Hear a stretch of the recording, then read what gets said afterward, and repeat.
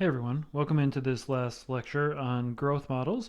In this lecture, I'd like to talk a little bit about logistic growth models. I'm not going to get too deep into this because we'll come back to this later in the semester, but I would like to talk about it a little bit because there are problems that I'm sure you've already noticed with the exponential growth model.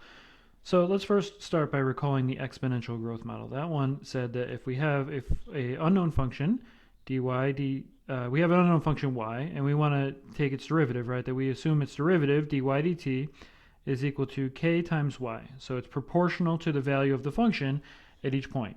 Now, the solution, if we know an initial starting value, right? So like y of 0 equals y naught, then this becomes what we called an initial value problem. And we know that if k is positive, the curve of the solution looks something like this.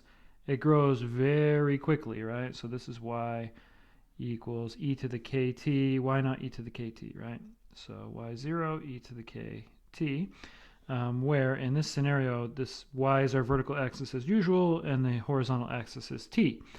So, this one, as time goes on, if this y represents, say, a population of animals or of bacteria or something, then there's no check on the population, right? On the actual population, and eventually there's just going to be so many organisms, whatever they are, whether they're animals or bacteria or whatever, that it's going to cause a problem.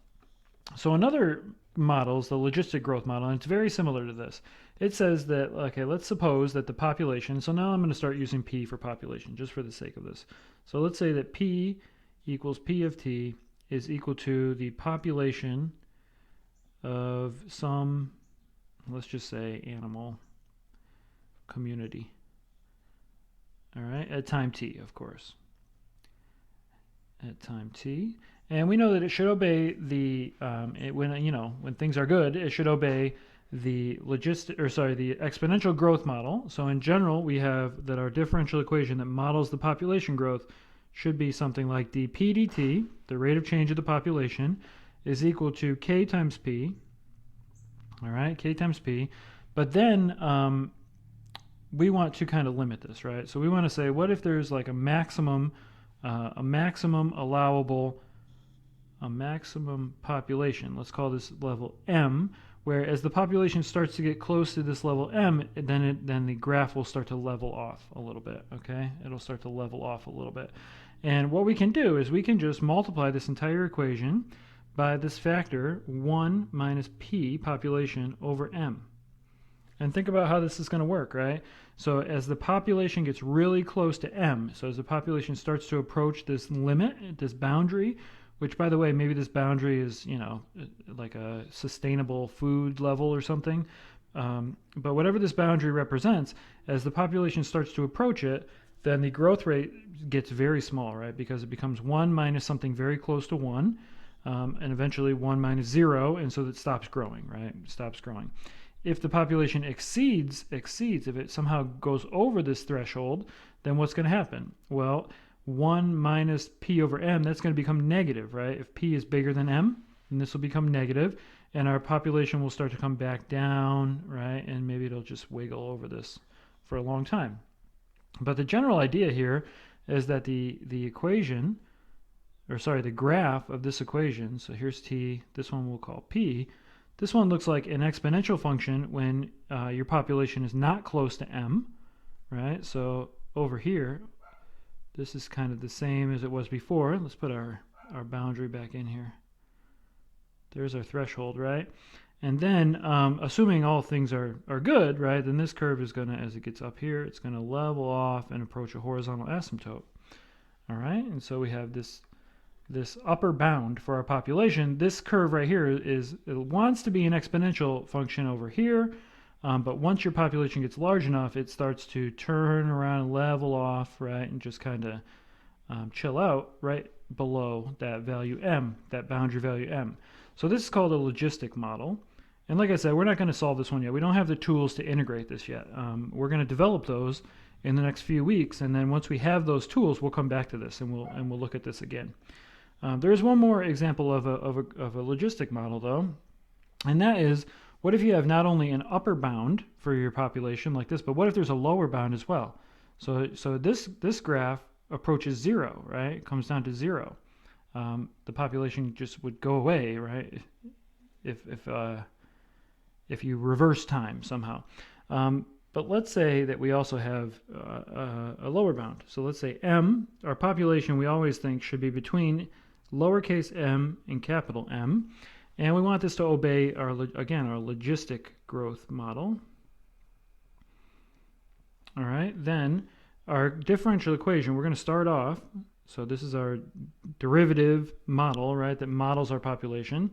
It's going to be very similar, right? So in general, we've got this exponential growth rate, k times p. So this is the growth rate if you ignore all other factors. We're going to put in our upper bound. So maybe there's a factor, available food, or some factor that limits the growth of the model. And then let's say there's also a lower bound. So this, by the way, now I need to be careful. That's the capital M. That's the upper bound, 1 minus p over m. And then on the other hand, there could be a lower bound. So for whatever reason, the population cannot drop below a certain amount. Okay, and so that one's going to be like 1 minus little m over p. And so this one has become more complicated, right? More complicated. But the graph doesn't look all that much different from this one, because what's happening? Well, in the middle of this growth model, when p is kind of like halfway in between big M and little m, then these two numbers are, somewhere, let's just close to a half, let's say. So these are close to a half. And then this part rules, right? So yeah, it's divided by 2, but the shape of the graph looks like the exponential model. But as the population gets larger, it starts to slow down the growth. If it gets smaller, for whatever reason, it would start to speed up the growth, right? And so we have these two battling ideas here. And we'll have our upper and our lower bounds. Let's leave our upper bound as magenta, capital M. Let's say we have a lower bound here, little m. And let's say our initial value is something like that. Then this one's going to have this kind of shape right here. So like I said, there's the graph of P, right? So there's P, there's T.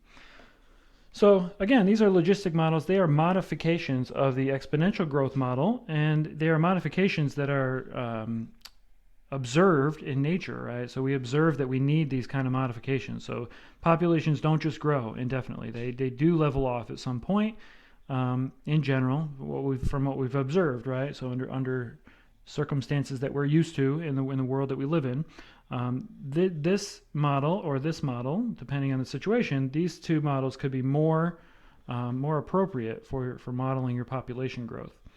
So I just wanted to take a moment to point out these modifications of our formula. So in this chapter, we're studying this formula, the exponential growth formula, or model, I should say, the exponential growth model. And just tell you that, yeah, there are some other options that we will get to later in the semester called logistic growth models.